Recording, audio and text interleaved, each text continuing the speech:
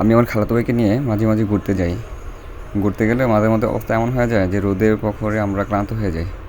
তা আমি হঠাৎ করে জিজ্ঞেস করলাম যে খালাতো ভাই, এই যে রোদের মধ্যে আমরা এখন যদি নদীর মধ্যে গোসল করতে পারতাম তাহলে আমাদের জন্য অনেক উপকার হতো, কী করা যায় বলতে?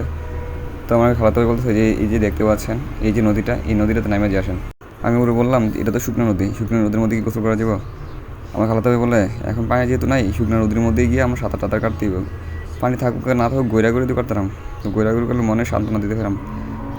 তাহলে আরেকটা কাজ করি, এখানে যেহেতু অনেকগুলো কাঁঠাল আছে, এই কাঁঠালগুলোতে যেগুলো পাকনা আছে এগুলো নিয়ে ওই নদীর মধ্যে নাইমাতি, তাহলে গোসলও হইব আর নদীর মধ্যে বসে বসে কাঁঠালও খাওয়া হইলো।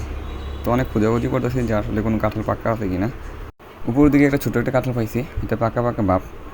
তো আমার খালাতো বলতেছে আমার এই ছোটো কাঁঠাল হবে না, আমার বড়ো সাইজের একটা কাঁঠাল লাগবে, কারণ আমি অনেক বড়, তাই আমি বড়ো কাঁঠালই খাবো, আমার ছোটো কাঁঠাল দিয়ে হবে না।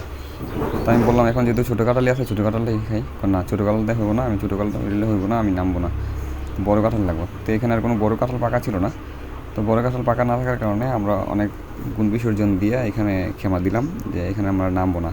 অন্য কোথাও যদি বড় কাঁঠাল পাই, পাকা পাই, তাহলে অন্য কোথায় বড় পাকা কাঁঠাল নিয়ে নদীতে নামা যাবো। তো এখান থেকে আমরা চলে যাব।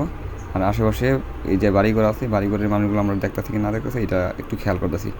তো পরে আমরা বললাম না, এখানে থেকে কোনো বাড়িঘরের মানুষ আমরা ওদেরকে দেখতেছি না, কারণ হলো আমার খালাতো ভাই একটু লজ্জা হয় বেশি, কেউ যদি উকি ঝুঁকি দিয়ে